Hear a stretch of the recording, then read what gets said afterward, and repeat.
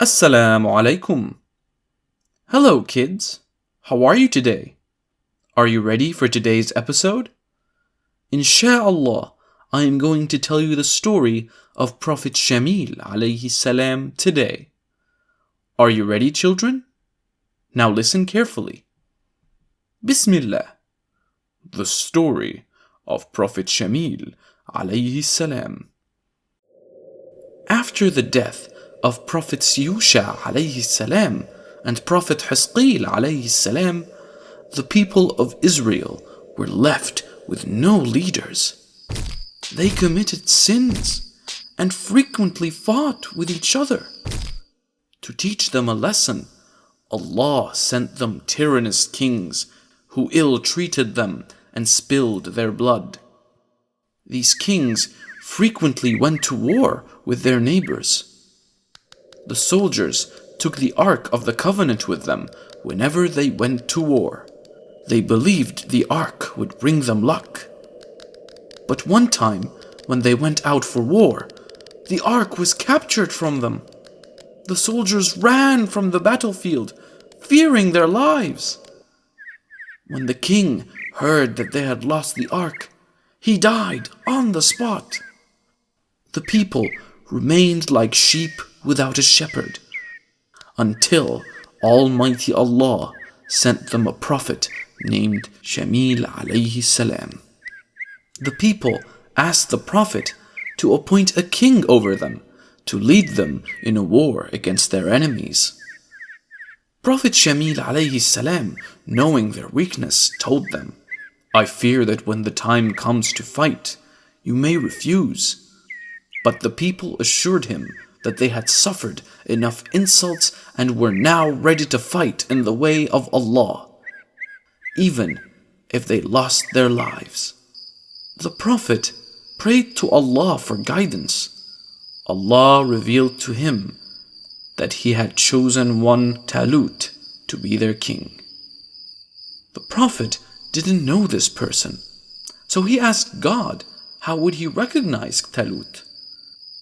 He was told that Talut would come to him by himself, and they should then hand over the control of the kingdom to him. Talut was tall and sturdy, pious and very intelligent. He lived and worked with his father at their farm.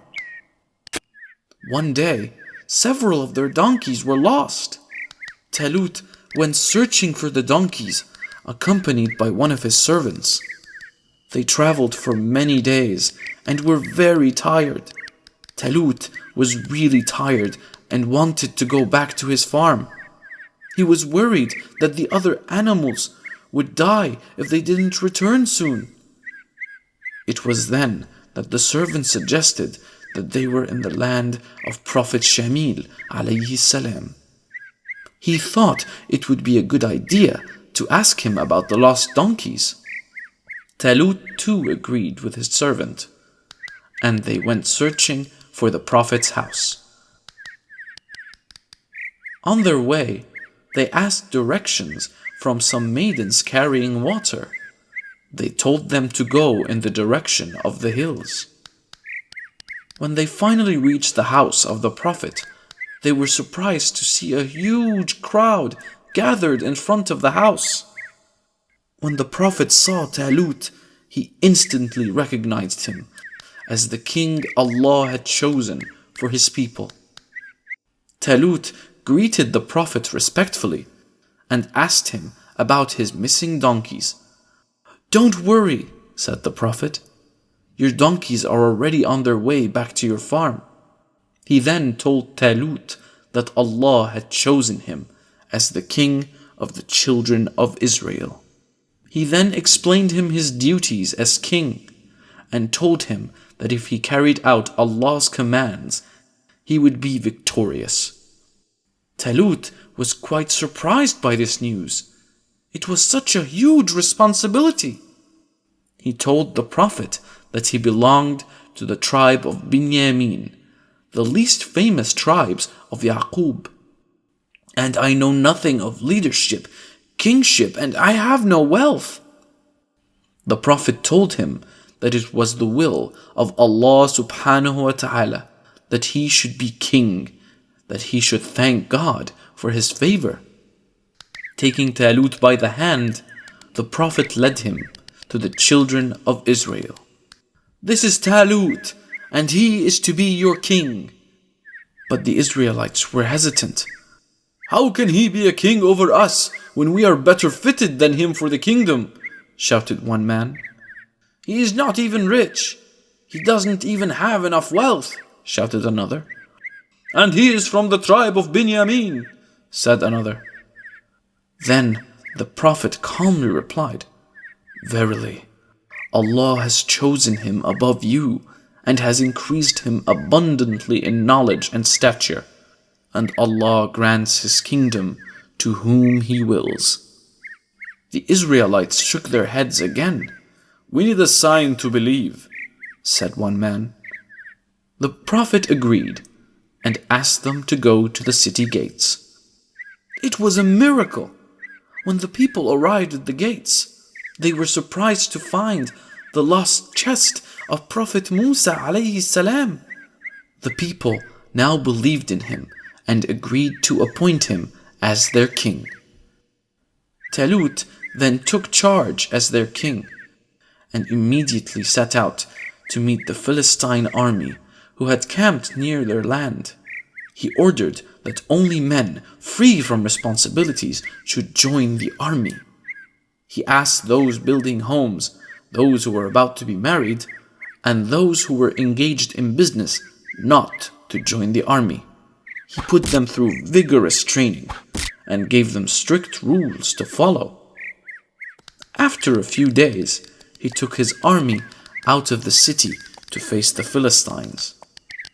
Talut often put his men to frequent tests. On their way to the battlefield, they reached a river. The men were dying of thirst by now. "You are allowed to drink water from the river, but only to quench your thirst, not more than that," he ordered them. But the soldiers were really tired, and many of them drank more than they needed. Talut was disappointed when he found this. He immediately discharged them for disobedience. He kept only those who had proven their sincerity. Like this, he put his army through several tests, and by the time they came face to face with the Philistine army, there were only about 30 soldiers left with him. It was then that the leader of the Philistine army showed himself. He was a giant man, towering above all other soldiers. When Talut's soldiers saw him, some of them ran away from the battlefield. Talut then challenged them for single combat. It was customary in those days for a soldier from each side to fight with each other instead of the whole army. None of Talut's men offered to volunteer. Talut was worried now. He even offered his daughter's hand in marriage, but no one still volunteered. It was then that a young boy walked up to him and offered his help. Talut was quite surprised when he saw the boy. He wondered, how could this little boy beat the giant? But the faith and conviction of the little boy convinced Talut to let him face the enemy. The little boy was none other than Prophet Dawood alayhi salam. The little boy had Allah subhanahu wa ta'ala on his side, and he was able to defeat the giant Talut. Talut returned victorious, and the predictions of Prophet Shammil alayhi salam had indeed come true. Did you like the video, kids? Please don't forget to hit that subscribe button and notification icon to stay updated on all our videos. And do share the video with your friends as well. Insha'Allah, I will tell you the story of Prophet Dawood alayhi salam in the next episode. That's all for today. Goodbye.